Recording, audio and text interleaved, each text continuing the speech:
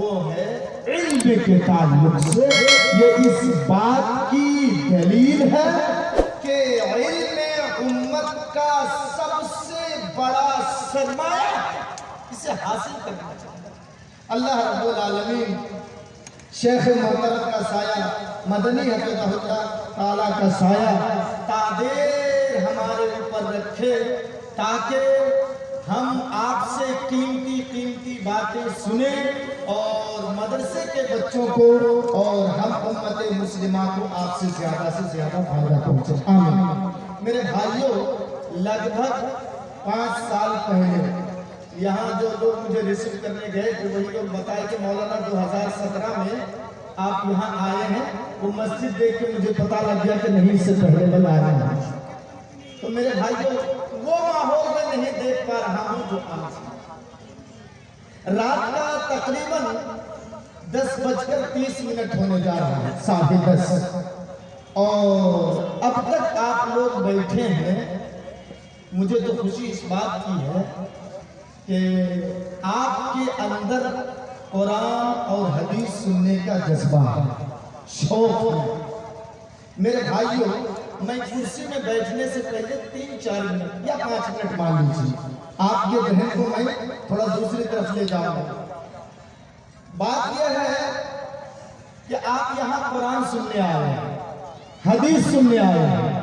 نبی کے زمانے میں بھی اللہ کے رسول جب صحابہ کرام کو قرآن سناتے، حدیث سناتے، دین کی باتیں سکھاتے تو صحابہ کرام اطمینان، سکون اور دل جمعی کے ساتھ نبی کی ایک ایک باتوں کو غور سے سنتے۔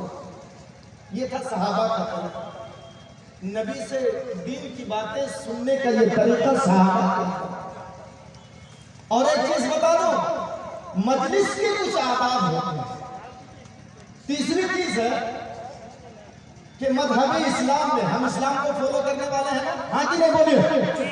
ہاں، ہم اسلام کو فالو کرنے والے ہیں اور جانتے ہیں اسلام بڑی نعمتوں میں سے اللہ کی ایک سب سے بڑی نعمت ہے، یہ اسلام۔ اللہ اکبر۔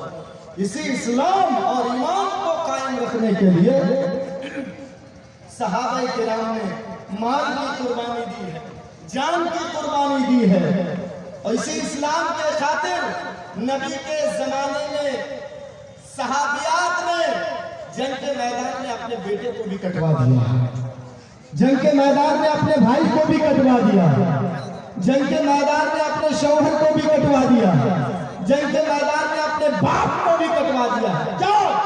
اسی اسلام جیسی نعمت کو باقی رکھنے کے لیے۔ قرآن پور والوں، کچاہی یا کچیاہی جاؤ، کچیاہی والوں سنو، مذہب اسلام میں جس کو ہم اور آپ فالو کرنے والے ہیں اور جس کے خاطر صحابوں نے جان تک کی قربانیاں دی ہیں، مذہب اسلام میں کسی کے سامنے ہاتھ جوڑنا جائز نہیں، اللہ کو چھوڑ، چاہے کوئی کتنی بڑی ہستی کیوں نہ ہو، چاہے کوئی ایم کیوں نہ ہو، ایم پی کیوں نہ ہو، پرائم منسٹر کیوں نہ ہو، کسی بڑے عہدے کا مالک کیوں نہ ہو، کسی کے سامنے ہاتھ نہیں جوڑا جائے۔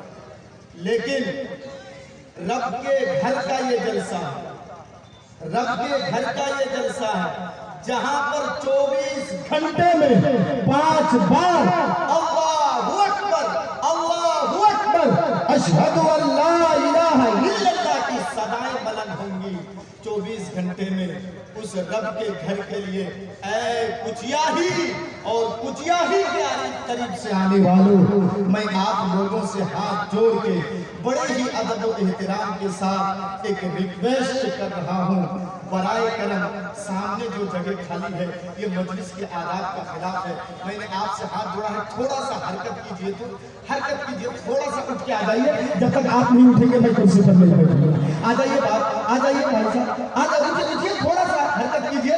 ارے مجھے جو 5 سال پہلے آیا تھا وہ دور مجھے ابھی بھی یاد ہے کہ آپ لوگ کتنا چھپا دیے تھے۔ اٹھیے اٹھیے، تھوڑا سا بھائی، تھوڑا سا حرکت کیجئے، یہ سامنے جگہ خالی ہے اور آپ لوگ اتنے پیچھے بیٹھے ہیں۔ آئیے آئیے، تھوڑا سا، اے मामू साहब, अरे आप लोगों से मैं कह रहा हूँ, हाँ? आप लोगों के सामने रब के घर के खातिर मैंने हाथ जोड़ा है। उठिए उठिए, थोड़ा सा आगे आगे आ जाइए। माशाल्लाह, ये जगह पूरी होनी चाहिए। ये जो सामने जगह खाली है ये पूरी होनी चाहिए। इंशाअल्लाह